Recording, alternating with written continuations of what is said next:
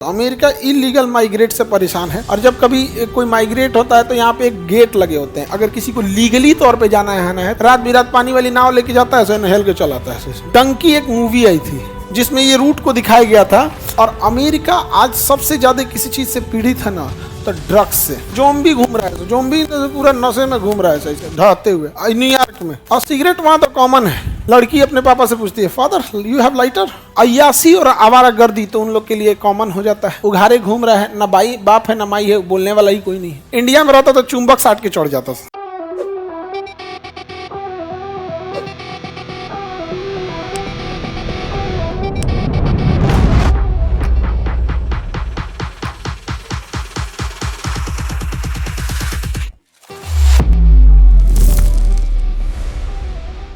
अब अमेरिका के बगल वाला जो देश है मैक्सिको, अब ये थोड़ा सा पीछे रह गया। मैक्सिको कहाँ रह गया?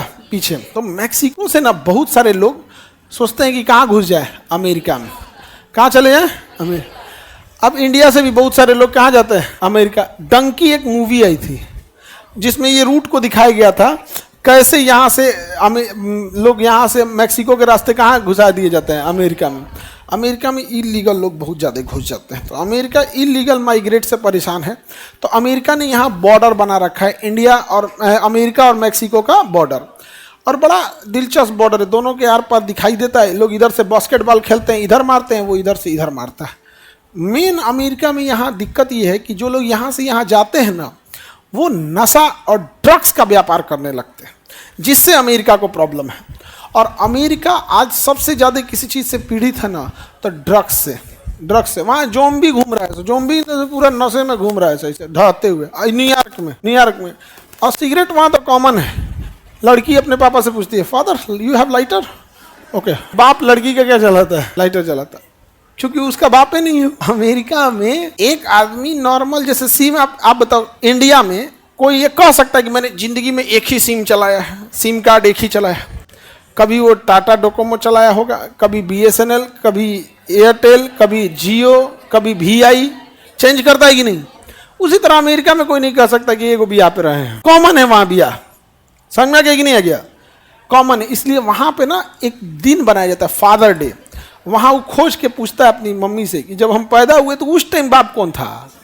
तो बताती है कि अभी वो कैलिफोर्निया में होगा। मैं जब वहाँ जॉब करती थी ना, तो था वहाँ पे। तब जाके उस दिन विश करता है फादर डे को दिन। अब मदर डे पे भी होता है मदर डे। तो खोज के आता मेरी असली मतलब जब पैदा के टाइम पे माई कौन थी आप। तो एक्चुअल में वहाँ पे बच्चे के पास परवरिश नहीं होती है। इस वजह से वहाँ बच्चे के साथ 3 चीज़ें होती हैं। बच्चे बहुत जल्दी अपने पैरों पे खड़े हो जाते हैं, कहीं कहीं कंपनी में काम करने लगते हैं। दूसरा, बच्चों के अंदर बहुत ज़्यादा नशा, शराब, ड्रग्स, ये सब की लत लग जाती है, क्योंकि ना असली बाप है ना असली माँ है। अय्यासी और आवारागर्दी तो उन लोग के लिए कॉमन हो जाता है।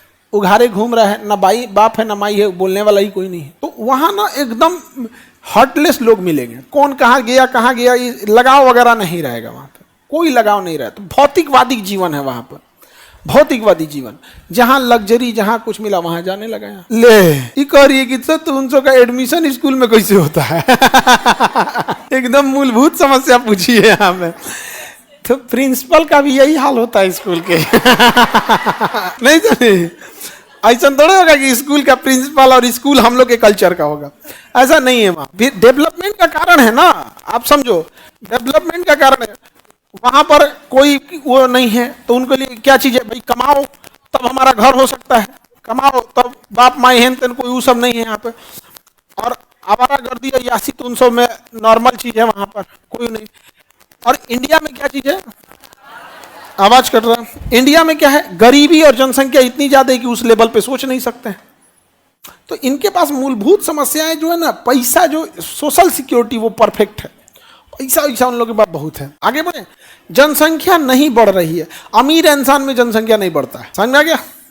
जनसंख्या देखना गरीबी के एरिया में ज्यादा बढ़ेगा। अमीर और एजुकेटेड, ये 2 लोग में जनसंख्या ज्यादा नहीं बढ़ती। और अगर पढ़ा लिखा नहीं है तो 5-7 गो लड़का होंगे। और पढ़ा लिखा नहीं है, गरीबों है, 8-9 गो हो जाते हैं। ये समस्या है, तुम देखना इस चीज में।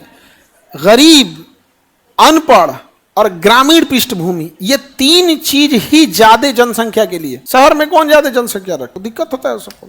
आगे बढ़े तो यहां से मैक्सिको से बॉर्डर क्रॉस करके लोग कहां जाते हैं, हाँ, अमेरिका।